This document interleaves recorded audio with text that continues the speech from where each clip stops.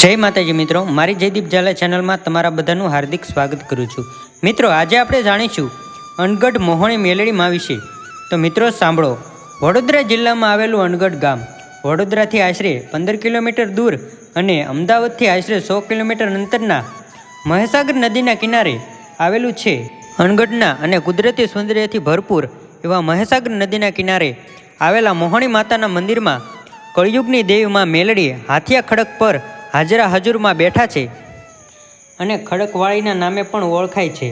માં મોહણી સૌ ભક્તો ભાવિકની મનોકામના પૂર્ણ કરે છે। અહીંયા રવિવારે અને મંગળવારે ભારે સંખ્યામાં ભક્તો માના દર્શન કરવા આવે છે।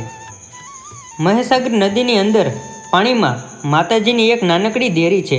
અહીંયા માતાજીને હાથિયા ખડક પર બિરાજે છે, જ્યાં ભક્તો નાવમાં બેસીને દર્શન કરવા જાય છે। ગામ લોકોના કહેવા પ્રમાણે આ માતાજીનું મૂળ સ્થાનક છે। નદીના કિનારે અડીને પણ માતાજીનું એક નાનું મંદિર આવેલું છે।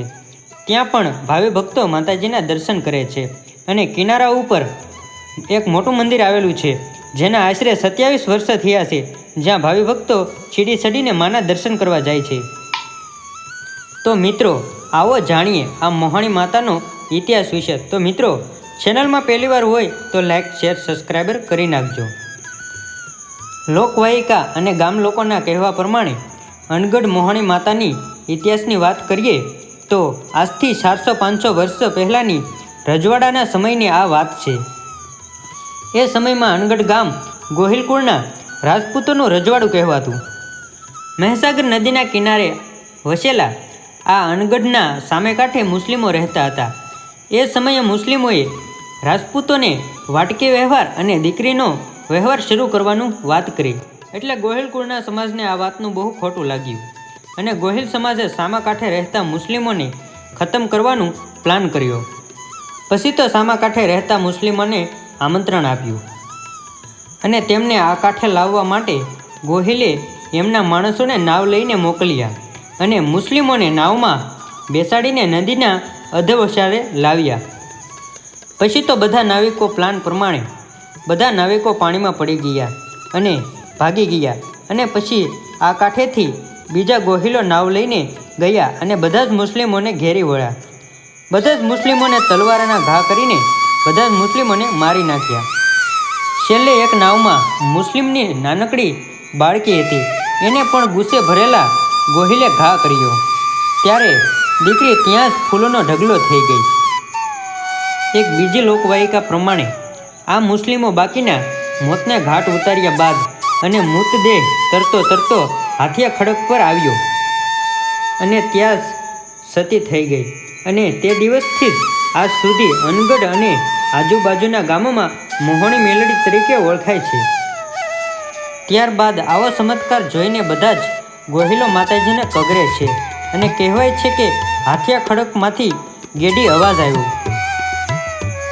કે હે ગોહિલ, હું મોહણી મેલડી બોલું, હું અનગઢના ઘરે ઘરે પૂંજાય। પછી તો મિત્રો કહેવાય છે કે ગોહિલ રાજપૂતો ઘેરે ઘેરે મોહણી મેલડીના બેસણા અને સવાર સાંજ પૂજા કરવા લાગ્યા। મિત્રો, દર વર્ષે અનગઢ ગામના માણસો મોહણી માતાને નિવેદ કરે છે અને માં મોહણી સૌની રક્ષા કરે છે। મિત્રો, માં મેલડીને પરછા પૂરીને એમનો મહિમા વધારવો હોય છે, એટલે માં મેલડી આવી લીલા કરે છે, તેથી ભક્તો અને શ્રદ્ધાઓ બંધાયેલા રહે। હાલમાં દૂર દૂરથી ભક્તો માતાજીના દર્શન કરવા આવે છે અને આનંદ અનુભવે છે। નદીમાં વચ્ચોવચ માતાજીના ખડક પાસે નાની દેરી આવેલી છે, ત્યાં માતાજીના ફૂલથી નામ લખવામાં આવે છે। જે પણ ભાવિ ભક્તો 5 રવિવાર માને તે ભક્તોની માતાજી અવશ્ય કામ પૂરું કરે છે। તો મિત્રો, તમે પણ અનગઢ આવો અને માતાજીના દર્શન કરો। તો મિત્રો, આ વિડીયો તમને કેવો લાગ્યો? એક લાઇક, શેર, સબસ્ક્રાઈબર કરી નાખજો અને આવા અનોખા વિડીયો જોવા માટે આપણી ચેનલને સબસ્ક્રાઈબર કરી નાખજો।